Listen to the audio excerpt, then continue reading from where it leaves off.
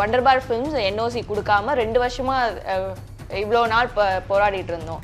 இவ்வளோ நாள் தாமதமானதுக்கு காரணமே அவர் தான். இப்போ ஒரு 3 செகண்ட் வீடியோக்காக 10 கோடி கேட்டிருக்காங்க அப்படின்னு சொல்லியிருக்காங்க. இதை நீங்கள் எப்படி பார்க்குறீங்க? நியாயமாக என்ன தேவையோ நீங்கள் அதை கூட கேட்டு கூட வாங்கலாம். ஆனால் ஒரு 10 கோடி ரூபாய் நஷ்டம் கொடுக்கணும்னு சொல்லி கேட்குறதுன்றதுலாம் கேட்டால் அது வந்து அது ஒரு என்ன சொன்னாங்க எங்கள் சக தோழமைக்கும் அது சரியானதாக இருக்காது. அதை தாண்டி வந்து கேட்டால் அவருடைய சுயரூபம் என்னன்னு தெரிய வருது. தனுஷோட உண்மையான வந்து முகம் என்னன்றது தெரிய வருது. தனுஷோட வந்து ஒரு பர்சனல் கேரக்டர் வந்து பார்த்திங்கன்னா பொதுவாக விமர்சிக்கப்படுறது உங்களுக்கு தெரியும்னு நினைக்கிறேன். பல நடிகைகளோடு சேர்த்து பேசுகிறது, பல நடிகைகளோட விவாகரத்தில் வந்து இவரை சேர்த்து பேசுகிறது, பல விஷயங்கள் இருக்குது. இது வரைக்கும் அவர் வந்து எதுவும் மறுக்கவே இல்லை. பல குற்றச்சாட்டுகள் வந்து தனுஷ் மீது இருந்தாலும் கூட சிலருடைய விவாகரத்துக்கு காரணமே தனுஷ் தான் சொல்லி இருந்தாலும் கூட பார்த்தீங்கன்னா அவர் இதுவரைக்கும் அவர் எதுவும் மறுப்புலாம் தெரிவிக்கவே இல்லை. வாழு அல்லது வாழ விடு அப்படின்னு ஒரு வார்த்தை இருக்குல்ல, அந்த வார்த்தையே வந்து நீங்கள் கூர்ந்து கவனிச்சிங்கன்னா ஏதோ ஒரு பர்சனலாக அவங்கள மேலே வந்து ஒரு வெறுப்பு இவருக்கு இருந்திருக்கு, இல்லை அது அவங்கள வந்து ஏதோ ஒரு வகையில் வந்து ஒரு டார்ச்சர் கொடுத்துருக்கிறாரு கூட நம்ம சொல்ல முடியும். ஆக வந்து பார்த்திங்கன்னா வந்து தனுஷோட ஒரு உண்மையான அந்த குரூரமான முகம் வந்து நயன்தாராவுடைய இந்த கடிதத்தின் மூலம் வெளிப்பட்டிருக்கிறத நான் பார்க்குறேன். இந்த கடிதத்தை நான் பார்க்குறது என்னன்னு கேட்டிங்கன்னா குமுறி வெடிச்சிருக்காங்க. நீண்ட காலம் வந்து இவங்களுக்குள்ளே நடக்கிற அந்த போராட்டம் வந்து ஒரு குமுறல் வெடிச்சிருக்காங்க. ஏன்னா உச்சபட்சமாக ஒரு 3 செகண்டுக்கு போய் 10 கோடி ரூபாய் கேட்குறாருன்னா அப்போ உண்மையான காரணம் என்ன? தனுஷோட உண்மையான முகமூடி என்னன்றது வந்து அதற்குன்னா முகமூடியை வந்து கிழித்து உண்மையான முகம் என்னன்றது தெரிய வரும். Oneindia Filmibeat Tamil நேயர்களுக்கு வணக்கம். இன்னைக்கு சினிமா துறையில் ஒரு பெரிய பரபரப்பை கிளப்பி இருக்கிறது அப்படின்னு பார்த்தோம்னா அது நயன்தாரா வெளியிட்டிருக்கக்கூடிய அந்த அறிக்கை தான். அதில் தனுஷ் மேலே அவங்க குற்றம் சாட்டி இருந்தாங்க. அதாவது அவங்களுடைய அந்த டாக்குமெண்ட்ரி வெளியாகிறதுக்கு இவ்வளோ தாமதமானதுக்கு காரணம் தனுஷ் தான். இப்போவும் ஒரு 3 செகண்ட் வீடியோக்காக 10 கோடி நஷ்டஈடு கேட்டிருக்காரு அப்படின்றது சொல்லி. ஸோ இந்த விவகாரம் பற்றி பேசுறதுக்காக இன்னைக்கு நம்மளோட நிகழ்ச்சியில் ஜேர்னலிஸ்ட் சேக்வேரா அணிஞ்சிருக்காரு. பேசலாம் வாங்க. வணக்கம் சார். வணக்கம்மா சார். நயன்தாரா ஒரு அறிக்கையை வெளியிடுறாங்க. அந்த அறிக்கை தான் இப்போ பெரிய அளவில் பேசு பொருளாக மாறி இருக்கு. தனுஷ் வண்டர்பார் ஃபிலிம்ஸ் என்ஓசி கொடுக்காம 2 வருஷமா இவ்வளோ நாள் போராடிட்டு இருந்தோம். இவ்வளோ நாள் தாமதமானதுக்கு காரணமே அவர் தான். இப்போ ஒரு 3 செகண்ட் வீடியோக்காக 10 கோடி கேட்டிருக்காங்க அப்படின்னு சொல்லியிருக்காங்க. இதை நீங்கள் எப்படி பார்க்குறீங்க? முதல் ஒரு விஷயமா, பொதுவாக வந்து ஒரு படம் வந்து சமீபத்தில் ரிலீஸ் ஆகிருக்கு, அது இன்னும் வந்து பார்த்திங்கன்னா வியாபாரம் இருக்குது அந்த படத்துக்குன்னு சொன்னால் அந்த படத்துக்கு சில காட்சிகளை வந்து எடுக்கக்கூடாதுன்னு சொல்லி உரிமை கொண்டாடலாம்.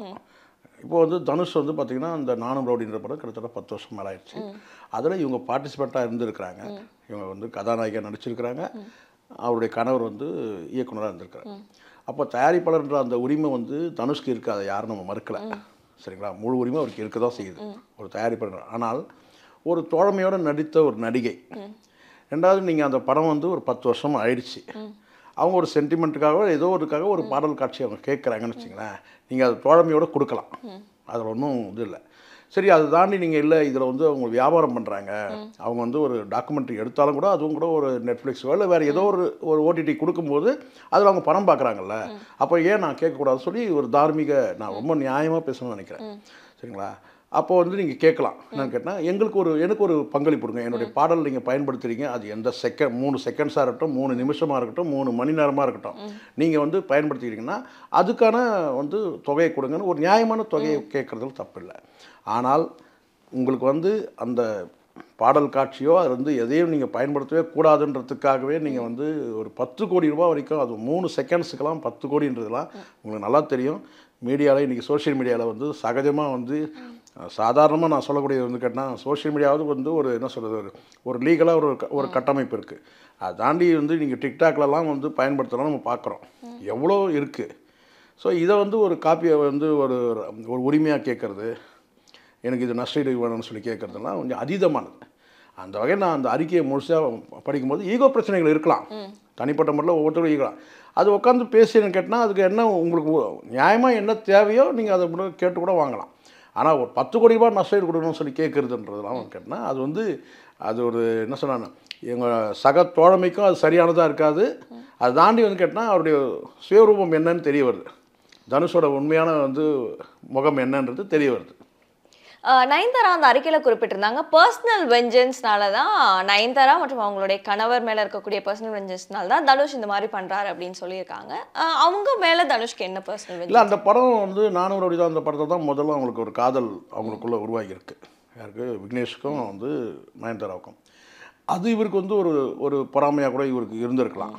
ரெண்டாவது வந்து பார்த்தீங்கன்னா வந்து தனுஷோட வந்து ஒரு பர்சனல் கேரக்டர் வந்து பார்த்தீங்கன்னா பொதுவாக விமர்சிக்கப்படுறது உங்களுக்கு தெரியும்னு நினைக்கிறேன். பல நடிகைகளோட சேர்த்து பேசுறது, பல நடிகைகளோட விவாகரத்தில் வந்து இவரை சேர்த்து பேசுறது, பல விஷயங்கள் இருக்குது. இது வரைக்கும் அவர் வந்து எதுவும் மறுக்கவே இல்லை. பல குற்றச்சாட்டுக்கள் வந்து தனுஷ் மீது இருந்தாலும் கூட, ஒரு சிலருடைய விவாகரத்துக்கு காரணமே தனுஷ் தான் சொல்லி இருந்தாலும் கூட பார்த்தீங்கன்னா அவர் இது வரைக்கும் அவர் எதுவும் மறுப்புலாம் தெரிவிக்கவே இல்லை.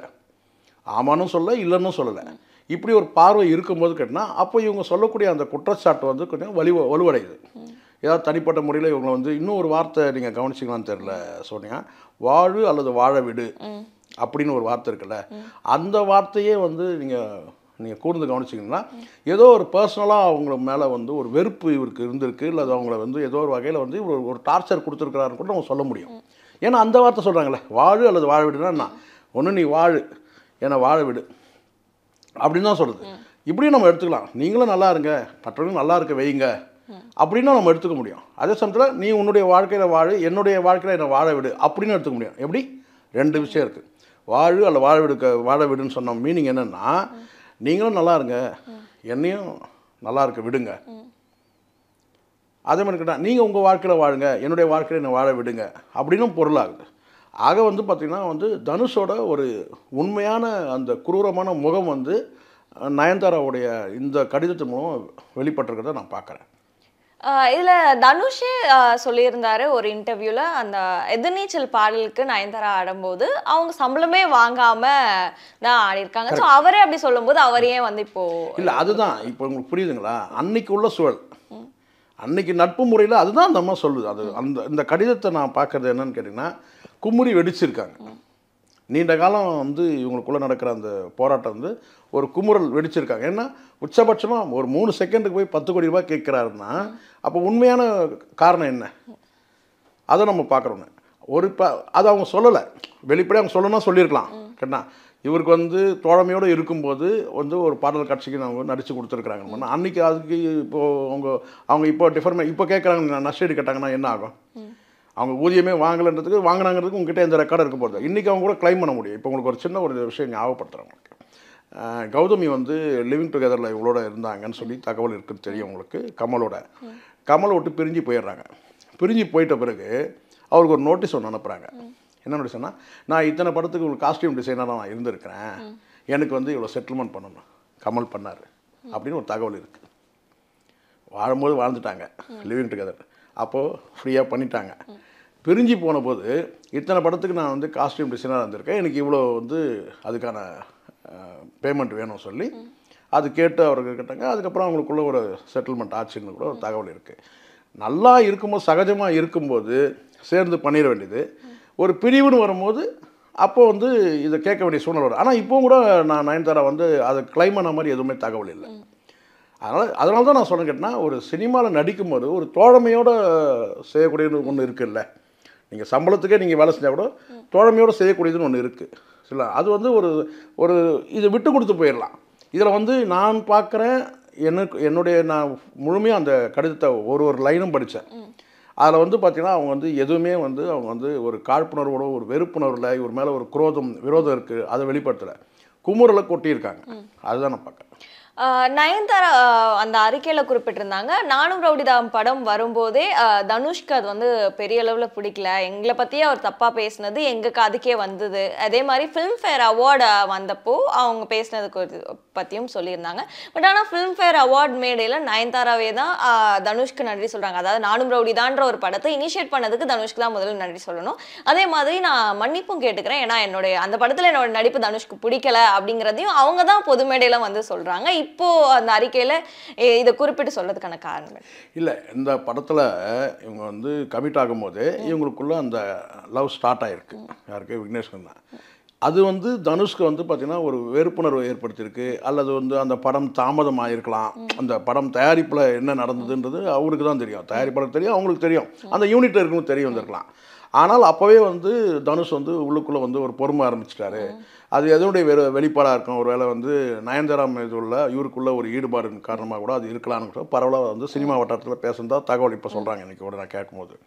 ஆனால் பொதுவாக என்ன விஷயம்னா, விக்னேஷ் சிவன் மீது இவருக்குள்ள ஒரு வெறுப்பு, அது நயன்தாரா மீதும் வந்து இவருக்கு மாறிடுச்சு.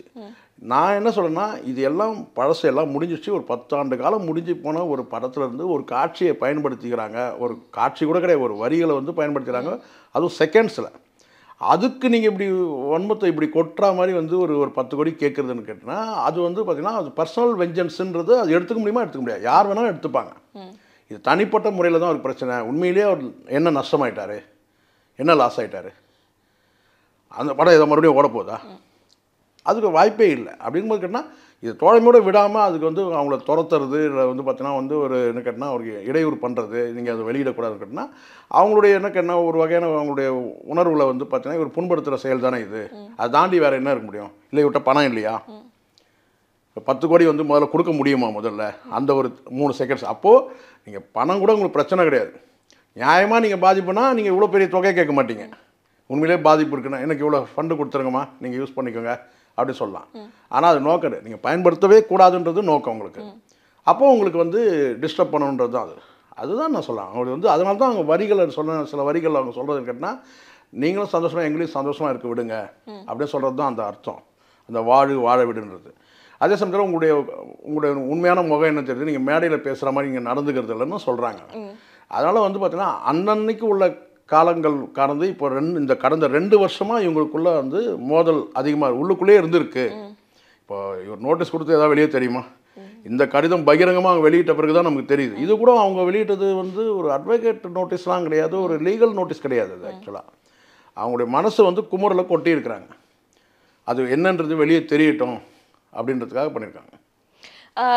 நயன்தாராவோடைய இந்த அறிக்கைக்கு தனுஷ் கூட நடிச்சிருந்த முன்னாடி படங்கள்ல நடிச்சிருந்த நடிகைகள் அவங்களுடைய போஸ்ட்டுக்கு லைக் கொடுக்கறது மூலமா, இல்ல பார்வதி நேரடியா அவங்களுடைய போஸ்ட்டை தன்னுடைய இன்ஸ்டாகிராம் பக்கத்துல ஸ்டோரியாவும் போடுறாங்க, நஸ்ரியா இந்த போஸ்ட்டுக்கு லைக் போடுறாங்க. ஸோ தனுஷ் கூட நடித்த நடிகைகள்லாம் இந்த இடத்துல இவங்க இப்போ நயன்தாராவுக்கு சப்போர்ட்டா வந்திருக்காங்க அப்படின்னும் போது அவங்களுக்கும் எதுவும் சிக்கல்கள் இருந்ததா? இல்லை, இப்போ கூட ஒரு 2-3 பேர் தொடர்பில் நான் வந்து நடிகர்கள்கிட்டையும் கூட ஒரு பார்வை இருக்குது. நடிகைகள் மட்டும் நீங்கள் சொன்னீங்கல்ல, இப்போ கூட ரீசெண்டாக கூட நான் 2 ஃபோன் வந்து அட்டன் பண்ணேன். இது சம்மந்தமாக விசாரிக்கும் போது கூட சினிமா வட்டாரத்தில் வந்து நயன்தாராக்கு தான் இந்த விஷயத்தில் சப்போர்ட் இருக்குது. இது ஃபேக்ட் நான் சொன்னது. நீங்கள் வேணால் இன்னும் ஒரு 2 நாள் வெயிட் பண்ணுங்கள், இன்னும் உங்களுக்கு கிளியராக தெரிய வரும். எல்லாருமே வந்து பார்த்திங்கன்னா வந்து நயன்தாராக்கு தான் சப்போர்ட் பண்ணுறாங்க. இதில் என்ன இருக்குது, ஏன் இப்படி சின்ன புத்தியாக அவர் நடந்துக்கிறாரு, ஒரு ப்ராட் மைண்டாக நடந்துக்கலாமே, இது விட்டு கொடுத்தா என்ன ஆக போகுது, இதுக்கு ஏன் 10 கோடி கேட்டார். அவங்க வெடிச்சிட்டாங்க, உண்மையாக என்னன்னு சொல்லிட்டாங்க. இப்போ இதே ஒரு 10 லட்சம் கேட்டிருந்தாருன்னா கூட இது பெருசாக 10 கோடின்றது எவ்வளோ பெரிய தொகை இந்த ஒரு 3 செகண்டுக்காக. அதனால் எல்லாருடைய பார்வையும் வந்து இது வந்து இவர் நினச்சிருக்கலாம், ஒரு வேளை தனுஷ் இதெல்லாம் வெளியே வரவா போகுது, நோட்டீஸ் அனுப்புறது வந்து மறைமுகமாக இப்படி நோட்டீஸ் கொடுத்து தடுக்கிற நடவடிக்கை தான் அது. சரிங்களா? இப்போ இது அவர் நினச்சி பார்க்கல. இப்போ இது வெளியே வந்தவனு கேட்டால் பரவலாக எல்லா நடிகைக்கு மட்டும் கிடையாது, நடிகர்களும் வந்து பார்த்தீங்கன்னா சப்போர்ட் பண்ணுறாங்க நயன்தாராக்கு தான். இதுல பார்வதி வந்து மரியான் படம் வெளியாகி இருக்கும் போதே அவங்க நடிகரோட பேர் கரெக்டா அந்த படம் வெளியாகுது, நடிகரோட தனுஷ்ங்கிற பேரை மட்டும் குறிப்பிடாம, ஆனா அப்பவே அவங்க கொடுத்திருந்த இன்டர்வியூல சொல்லியிருந்தாங்க தமிழ் சினிமால அது பாலியல் ரீதியான தொல்லைகள் இருக்கு அப்படிங்கறத சொல்லியிருந்தாங்க. அவங்க அப்போ சொல்லும் போதே அதுக்கு தனுஷை தான் அவங்க சொல்றாங்க இன்டைரக்டா அப்படிங்கறது ஒரு இருந்தது. ஸோ இப்போவும் நயன்தாராவுக்கு அவங்க வந்து அவங்களுடைய ஆதரவையும் தெரிவிச்சிருக்காங்க. தனுஷ் கூட நடிச்ச நடிகைகள் எல்லாமும் ஆதரவு தெரிவிச்சிருக்காங்க. இது எப்படி பார்க்குறீங்க? இல்லை, பரவலாக தனுஷ்க்கு வந்து இண்டஸ்ட்ரியில் வந்து ஒரு நல்ல பேர் கிடையாது. நீங்கள் மற்ற விஷயத்த சொல்ல, பொதுவாக இந்த மாதிரியான பல நடிகர்களுடைய அந்த விவாகரத்துன்றது இவரை மையப்படுத்தி பேசப்படும் போது அதுக்கெல்லாம் இவர் வந்து மறுப்பு எதுவுமே தெரிவிக்கவே இல்லை. அதுதான் இங்கே முக்கியமாக நம்ம பார்க்கணும். நம்ம குறிப்பிட்டு சொல்ல விரும்பலை, ஆனால் பல நடிகைகள் வந்து விவாகரத்துன்றது இவர்கிட்ட தான் தொடங்குது அப்படின்னு சொல்லப்படுது. அப்போல்லாம் இவர் மறுத்து பேசியிருக்கணும். அப்போலாம் இவர் எதுவும் மறுத்து பேசவே இல்லை. இப்போ நடிகைகளே வந்து பரவலாக வந்து பார்த்தீங்கன்னா ஒரு குற்றச்சாட்டுகள் வைப்பாங்க. அது இனி வரும் காலங்களில் இப்போ அதிகமாக வரும். இப்போ இவங்க சொன்ன அந்த வார்த்தைக்கே என்ன பொருள்ன்றது கொஞ்சம் யோசிக்க வேண்டிய ஒரு விஷயம். வாழு அல்லது வாழ விடுன்னு சொல்கிறாரு. அதுவே வந்து ஒரு கேள்வி தான் நயன்தாரா. பொதுவாக வந்து பார்த்தீங்கன்னா வந்து தனுஷ்க்கு வந்து பார்த்தீங்கன்னா இண்டஸ்ட்ரியில் வந்து ஒரு நல்ல பேர் இல்லைன்றது எல்லாருக்குமே தெரியும். இந்த சர்ச்சைகளுக்கெல்லாம் தனுஷ் பதில் சொல்லாததுக்கு அவர் வந்து இதுக்கு எதுக்கு வெளில வந்து பதில் சொல்லணும் அப்படிங்கிற ஒரு இதுல கூட இருந்திருக்கலாம்ல. அவர் சொல்லணும்னு என்ன அவசியம் இருக்கு? அப்படி இல்லைம்மா. இப்போ பொதுவாக நான் சொல்கிறேன், நீங்கள் நியாய பார்வையில் பாருங்கள். இது தனிப்பட்ட நடவடிக்கைனா நீங்கள் வந்து ஒரு காதல் விவகாரம் கிசுகிசுக்கெல்லாம் அந்த காலத்தில் உங்களுக்கு தெரியும் நினைக்கிறேன். பிரிண்ட் மீடியா காலத்தில் கிசுகிசுக்கள் எழுதப்படுவாங்க. இது வந்து ஒரு கிசுகிசுனா பரவாயில்ல, வாழ்க்கை சம்மந்தப்பட்ட விஷயம். பலருடைய வாழ்க்கைக்கு வந்து விவாகரத்து வந்து இன்னார் தான் காரணம். ஒரே ஒரு இமான் வந்து வாயை திறந்து பேசினார், ஒரு தகவல் சொன்னார்னதும் சிவகார்த்திகேயனை என்ன பாடுபடுத்தினாங்க உங்களுக்கு தெரியும். சரிங்களா? அது உண்மையா இல்லையான்றதுலாம் வேறு விஷயம், நம்ம அதுக்குள்ளே போகல. ஆனால் அதே மாதிரியான குற்றச்சாட்டுகள் வந்து பரவலாக இருக்குது. வெளிப்படையாக யாரும் வந்து எந்த கணவரும் வந்து பேசலை, எந்த நடிகையும் பேசலை. ஆனால் வந்து பரவலாக வந்து சினிமா வட்டாரங்களில் வந்து பார்த்திங்கன்னா வந்து இதுக்கு காரணம் இவர் தான், இந்த விவாகரத்துக்கு காரணம் இவர் தான் சொல்லி பேசும்போது அப்படி இருக்கணும். அதுக்கு வந்து நீங்கள் ஒரு பதில் மறுப்பு தெரிவிக்கணும்ல. நீங்கள் எந்த மறுப்பும் இது வரைக்கும் தெரிவிக்கவே இல்லை. அது ஒரு கப்புள்ஸ் மட்டும், ஒரு ஜோடி மட்டும் தான் பரவாயில்ல. பல பேர் விவாகரத்துக்கு வந்து பார்த்திங்கன்னா வந்து அடிப்படையிலன்னு கேட்டால் இந்த மாதிரியான சிக்கல் தான் காரணம், பாலியல் ரீதியான இவர் கொடுக்க டார்ச்சர் தான் காரணம்னு ஒரு குற்றச்சாட்டாக சினிமா வட்டாரத்தில் பேசும்போது அதுக்கு வந்து தனுஷ் வந்து எதுவுமே இது வரைக்கும் மறுப்பு தெரிவிக்கவே இல்லை. அது வந்து மறுப்பு தெரிவிக்கணும்ல. ஒரு குற்றச்சாட்டு வருதுன்னா அப்போ நீங்கள் கடந்து போகிறீங்கன்னா மௌனம் சம்மதம்ன்ற மாதிரி ஆகிடுதுல்ல. அப்படி ஒரு வார்த்தை இருக்குல்ல, நீங்கள் மறுப்பு தெரிவிக்கணும். இல்லை நான் யோகியன்னு சொல்கிறதுல உங்களுக்கு என்ன கஷ்டம்? ஒரு குற்றச்சாட்டு வருது, நான் அப்படிப்பட்ட ஆள் கிடையாதுங்க, நான் நல்லவன், உங்களை நீங்கள் நல்லவன் நீங்களே சொல்கிறதுல உங்களுக்கு என்ன சிக்கல்? அப்புறம் மேடையில் மைக் கொடுத்தா மட்டும் கிழிச்சிடுறீங்க. அப்படியே மைக் கொடுத்தா மட்டும் வாயை கிழிக்கிறீங்கல்ல. பெரிய உலகத்துக்கு தத்துவத்தெல்லாம் பேசுகிறீங்கல்ல. உங்கள் மேலே ஒரு குற்றச்சாட்டு வரும்போது அதை மறுக்கணும். அதை மறுக்கிற துணிச்சல் உங்களுக்கு இருக்கணும் இல்லையா? அந்த வகையில் வந்து கேட்டால் தனுஷ் வந்து பார்த்திங்கன்னா வந்து ஒரு க்ளீன் பர்சன் இல்லைன்றது வந்து எல்லாருக்கும் தெரியும். இதில் நயன்தாரா லீகலாக இப்போ அவங்களுக்கு நோட்டீஸ் வந்திருக்கு அப்படின்னா லீகலாகவும் அவங்க ஹேண்டில் பண்ணிகிட்டு இருக்கும்போது எதுக்காக இப்போ பொது வெளியில் வந்து அவங்க இதை சொல்லணும்? லீகலாக தான் ஹேண்டில் பண்ணியிருக்காங்களே அப்படிங்கிற ஒரு அப்படி தெரிவிக்கக்கூடாதுன்னு நம்ம சொல்ல முடியாதுமா. இப்போது ஒரு விஷயம் உள்ளுக்குள்ளே அவங்களுக்குள்ளே நடக்குது, இதை வந்து வெளிப்படையாக தெரிவிக்கணும்னு நினைக்கிறேன். அசிங்கப்படுத்தணுன்ற நோக்கம் கிடையாது. நீங்கள் வந்து ஒரு மறைமுகமாக வந்து அவங்களுக்கு வந்து ஒரு டார்ச்சர் கொடுக்குறீங்க, ஒரு கடிதத்தின் மூலமாக வந்து அவங்க நல்லா மீண்டும் மறுபடியும் உங்களுக்கு பதிவு பண்ணுறேன், அவங்க பங்களித்த ஒரு படம். அவங்க இந்த படத்தில் நடிக்கலையா? அவங்களுடைய உழைப்பும் இந்த படத்தில் இருக்குது. நீங்கள் சம்பளம் கொடுத்துருக்கலாம், ஆனால் அவங்களுடைய உழைப்பு அதில் இருக்குது. அவர் இயக்குனராக வந்து அவருடைய கணவரே அதில் வந்து பங்களிப்பு இருக்குது. சரிங்களா? இது ரெண்டு பெரிய பங்களிப்பு இருக்குது. நீங்கள் தயாரிப்பாளர் இருந்தாலும் கேட்டீங்கன்னா நீங்கள் வந்து ஒரு 3 செகண்ட் அவங்க பயன்படுத்தினா அந்த 3 செகண்ட்ஸுக்கு என்ன தேவையோ நீங்கள் அதை கேட்டு வாங்கலாம், தப்பு இல்லை. ஏன்னா இவங்களும் வியாபாரம் தான் பண்ண போகிறாங்க. நான் பொதுவாக பேசுகிறேன். இவங்களும் அந்த ஏதோ ஒரு சேனலுக்கு கொடுத்து இவங்களுடைய பயோகிராஃபி இவங்க எடுத்தால் கூட அதை வந்து கண்டிப்பாக அவங்க வெளிப்படுத்த தான் போகிறாங்க, எங்கேயோ ஒரு பணத்தை வாங்க தான் போகிறாங்க, ஒரு தொகையை வாங்க தான் போகிறாங்க. அப்போ நீங்கள் கேட்கலாம், என்னென்னு கேட்டால் நீங்களும் இந்த வியாபாரம் தானே பண்ணுறீங்க, எப்போ எனக்கு வந்து என்னுடைய பாடல் நீங்கள் பயன்படுத்துகிறீங்களே எனக்கு கொடுக்கலாமேன்னு சொல்லி கேட்கலாம். சரிங்களா? அப்படி இருக்கும்போது நீங்கள் அதை தாண்டி நீங்கள் அதுக்கான நியாயமான தொகையை கூட கேட்காம அதை தாண்டி நீங்கள் வந்து ஒரு 3 செகண்டுக்கு ஒரு 10 கோடி ரூபாய் நீங்கள் கொடுக்கணும்னு கேட்குறீங்களா? அப்போ உங்களுக்கு நோக்கம் என்னன்னு கேட்டால் நீங்கள் பயன்படுத்தக்கூடாதுன்றது தான் உங்களுக்கு நோக்கம்.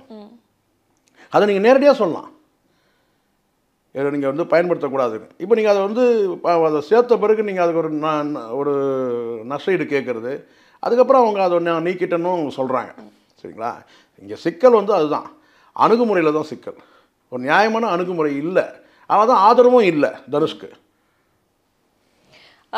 நயன்தாராவினுடைய இந்த அறிக்கைக்கு இதுக்கு முன்னாடி வரைக்கும் தனுஷ் மேல வைக்கப்பட்டிருந்த விமர்சனம் இது எதுக்குமே அவர் எந்த ஒரு பதிலும் கொடுக்கல. இந்த அறிக்கைக்கு அவர்கிட்ட இருந்து ஏதாவது பதில் பேசி ஆகணும், பேசி ஆக வேண்டிய கட்டாயம் வந்துடுச்சு.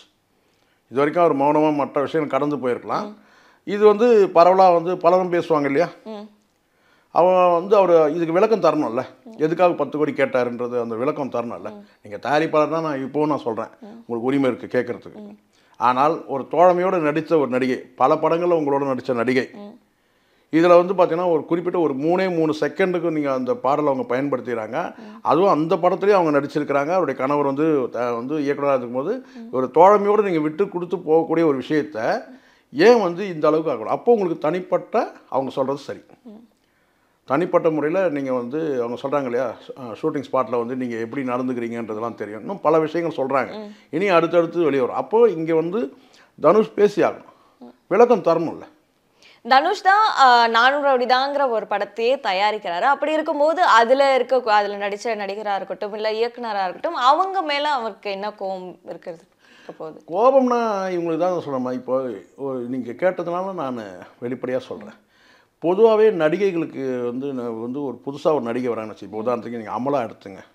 அவங்களாம் ரொம்ப ஓல்டு இருந்தாலும் சொல்கிறேன். ஏன்னா இப்போ புதுசாக இருக்குன்னு நம்ம சொல்ல முடியும். அவங்க இங்கே நடிக்க வந்தபோது பார்த்தீங்கன்னா டி ராஜேந்திரன்ற ஒரு நல்ல மனுஷங்கிட்ட அவங்க வந்து அறிமுகமாகறாங்க. யார்? அமலா, நாகார்ஜுனாவுடைய மனைவி.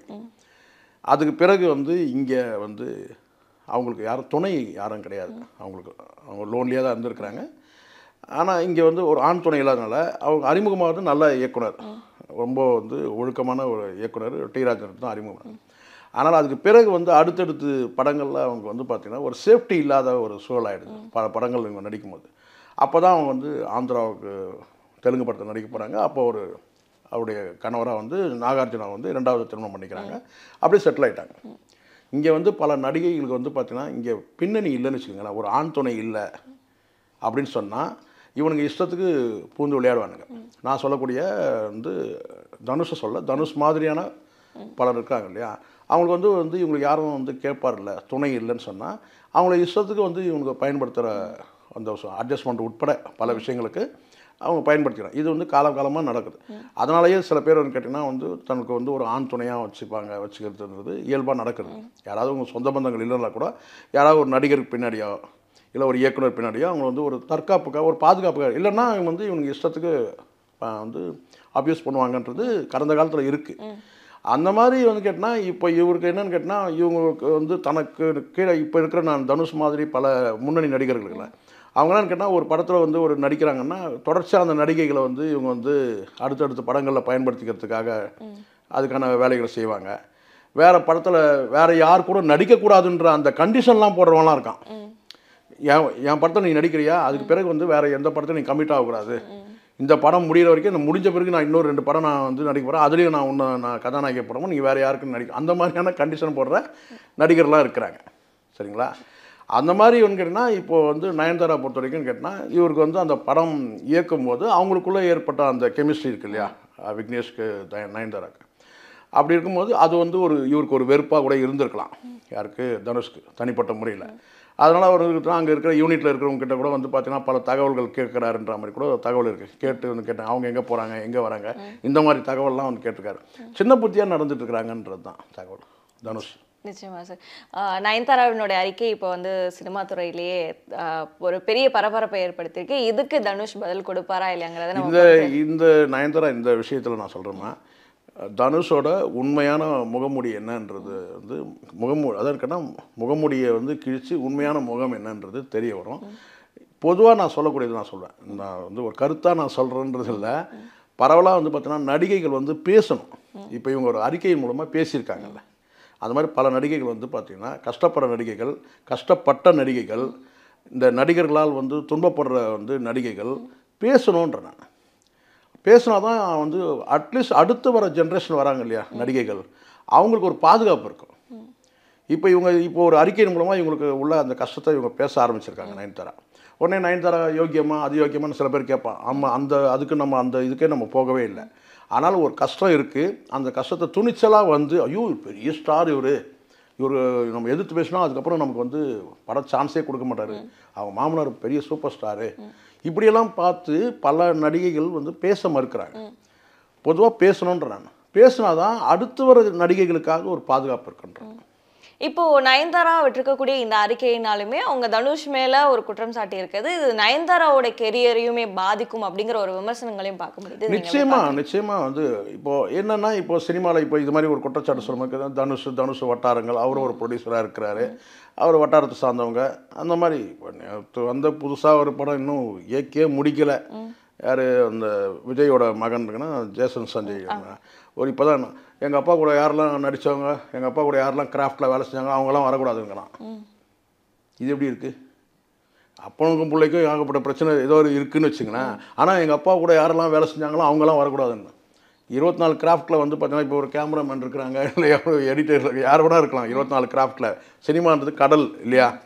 எங்கோ ஒரு மூலையில் கூட ஏதோ ஒரு படத்தில் 30 வருஷமாக அவங்க அப்பவும் படத்தில் நடிச்சிட்டு இருக்கிறாரு, ஏதோ ஒரு படத்தில் கூட ஒரு கிராஃப்டில் ஏதாவது வேலை செஞ்சுருக்கலாம் இல்லையா? ஒரு படத்தில் எங்கள் அப்பா கூட வந்து யாரெல்லாம் பாடி சொன்னால் அவங்கெல்லாம் வந்து வரக்கூடாது அப்படின்னு சொல்கிறதா ஒரு தகவல் இருக்குது. இப்போ தான் வந்து ஒரு படம் வந்து இயக்குனர் ஆகிறாரு, அதுக்கான வேலை செஞ்சுட்டு இருக்கிறான். அவனே அந்த மாதிரி ஒரு கண்டிஷன் போடும்போது அப்போ தனுஷ் என்ன செய்வார்? தனுஷ் ஒரு படத்தில் கேட்டால் நயன்தாராவோட யாரெல்லாம் வந்து பங்களிப்பு அவங்கெல்லாம் நீங்கள் வராதிங்க. நயன்தாரா மட்டும் கிடையாது, நீங்கள் சொல்லிங்களா நயன்தாரா மட்டும், நயன்தாராவோட யாரெல்லாம் இருக்கிறாங்களோ அவங்கெல்லாம் கூட வந்து பார்த்தீங்கன்னா ஒரு பிணைப்பில் இருக்கிறாங்கன்னு வச்சுங்களா, இல்லை நட்பு பாராட்டுறாங்களோ அவங்கெல்லாம் வந்து என் படத்தில் வேணான்னு கூட நினைக்கலாம். ஆனால் அதை தாண்டி துணிச்சலாக வந்து இப்போ பார்வதி நீங்கள் சொன்னீங்க இல்லையா, அந்த மாதிரி நடிகைகள்லாம் வந்து அதை பற்றியெல்லாம் கவலைப்படாமல் ஒரு சப்போர்ட் பண்ணுறாங்கல்ல, அது நம்ம பாராட்டணும் அந்த விஷயத்தில். ஆனால் கண்டிப்பாக நடக்கும். இப்போ அவர் ஒரு ப்ரொடியூசராக இருக்கிறாரு, பெரிய ஸ்டாரு, அவங்க மாமனார் சூப்பர் ஸ்டாரு, அந்த ஒரு வட்டம் இருக்குது, அவங்க அண்ணன் ஒரு பெரிய இயக்குனர் இல்லையா, ஒரு சினிமா அவருக்கு ஒரு லாபி இருக்குது இல்லையா, யாருக்கு? தனுஷ்க்கு. அப்போ அந்த லாபியில் வந்து கேட்டால் வந்து நயன்தாராவுக்கு அந்த வாய்ப்பு மறுக்கப்படலாம், நயன்தாராவை சார்ந்தவங்களுக்கு வாய்ப்பு மறுக்கப்படலாம். ஆனால் இதையெல்லாம் கவலைப்படாமல் அந்த பொண்ணு வந்து ஒரு அறிக்கையில் வந்து டாராக கிழிச்சிருக்கு. அந்த வகையில் நம்ம பாராட்டலாம். எதுவுமே நியாயப்பாறையில் பார்க்கணும் சோனியா. இப்போது நான் சொல்கிறேன், அவங்களுடைய பயோகிராஃபி எடுக்கிறாங்க, அது சேல் பண்ண தான் போகிறாங்க, ஒரு டாக்குமெண்ட்ரி எடுக்கிறாங்க. அதில் வந்து உங்களுடைய பார்ட் என்ன, உங்களுடைய படத்தில் வந்து என்ன பயன்படுத்தியிருக்காங்க, எத்தனை செகண்ட்ஸு, அதுக்கு நீங்கள் நியாயமாக அவங்கள்ட்ட ஒரு பேச்சுவார்த்தை நடத்தி எங்களுக்கு இந்த தொகையை கொடுங்கம்மா, நீங்கள் யூஸ் பண்ணிக்கோங்க அப்படி சொல்ல தான் செய்யணும். ஆனால் நீங்கள் ஒரு 3 செகண்டுக்கு வந்து 10 கோடி கொடுன்னு கேட்குறீங்களே, அது என்ன நியாயம்? ரெண்டாவது அந்த படம் வந்து 10 வருஷம் ஆயிடுச்சு, அது மறுபடியும் ஏதாவது சேல் ஆக போதா, ஏதாவது இருக்க போதா? ஒன்றும் கிடையாது, சேஞ்சு போன ரெக்கார்டாக தான் இருக்க போகுது அது. சரிங்களா? அவங்களுடைய மெமரிக்கு அவங்களுடைய என்ன சொன்னால் அவங்களுடைய கடந்த காலத்தில் வந்து அவங்க இயக்குனராக சென்டிமெண்ட்டாக கூட கேட்டிருக்கலாம். அந்த பொண்ணு அவங்க வீட்டுக்காரர் வந்து இயக்குனர் படம்ன்றதுனால கூட கேட்டிருக்கலாம். சரியா? அவங்களுக்கு ஒரு மெமரி இருக்கும் இல்லையா, அந்த படத்தை தான் அவங்களுக்கு லவ் ஏற்படுது. ஸோ இதெல்லாம் வந்து ஒரு உள்ளபூர்வமாக உணர்வு ரீதியாக புரிஞ்சிக்கிற ஒரு விஷயத்தை போயிட்டு அதை போய் பணமாக எல்லாம் இவனுக்கு பணத்தை வச்சு என்ன பண்ண போகிறானுங்க நான் கேட்குறேன். இவங்ககிட்ட இல்லாத பணமா? அதுக்கு போய் 10 கோடி கேட்குறாங்கல்ல, இவங்ககிட்ட இல்லாத பணமா? மனசாட்சியில் அதுதான். நீங்கள் அந்த அறிக்கையை நீங்கள் ஒரு தடவைக்கு 2 தடவை 3 தடவை படிங்க, ரொம்ப நியாயமாக இருக்கும் சில வரிகள். மனசாட்சி இல்லாமல் நடந்துக்கூடாது அந்த ஒரு வரி வரும். ஸோ அதனால் என்னை பொறுத்த வரைக்கும் நான் கேட்டேன்னா தனுஷுக்கு வந்து இது ஒரு பின்னடைவு தான். அவங்களுக்கு வாய்ப்பு மறுக்கப்படுதுன்னா இன்னும் இவருக்கே வாய்ப்பு எப்படின்னு சொல்ல முடியாது. 4 படம் ஊற்றுனா இவரும் காலி ஆகிடுவார், போயிடுவார். யார்? தனுஷை சொல்கிறேன். யாரும் வந்து நிற்க முடியாது ஃபுல்லாக கடைசி வரைக்கும். என்னை கேட்டால் இது வந்து தவறு. தனுஷை வந்து பெருந்தன்மையோடு நடந்துக்கணும். வயசாகுது இல்லை, மெச்சூரிட்டியாக நடந்துக்கணுன்றாங்க. விட்டு கொடுத்து போகலாம். தோழமையோடு உங்க கூட இருந்து நடித்த ஒரு பெண், உங்களுக்காக வந்து பார்த்தீங்கன்னா இலவசமாக டான்ஸ் ஆடின பெண் இல்லையா, அப்படி இருக்கும்போது கேட்டால் நீங்கள் இதை விட்டு கொடுத்து போகலாம். இதில் வந்து இவ்வளோ கரார் காட்டி எதுக்கு வந்து தனிப்பட்ட முறையில், இதுதான் இங்கே பர்சனல் வெஞ்சன்ஸ்னு சொல்கிறேன் நான். அவர் கணவர்கிட்டயே கூட இவருக்கு கருத்து வேற்றுமை இருந்தால் கூட நீங்கள் இங்கே யாரை பார்க்கணும்? நயன்தாரா தான் பார்க்கணும். அதுதான் சரியானதாக இருக்கும். நிச்சயமா சார். நிகழ்ச்சியில் கலந்துக்கிட்டு உங்களோட கருத்துக்களை பேசுறதுக்கு நன்றி. நன்றிம்மா.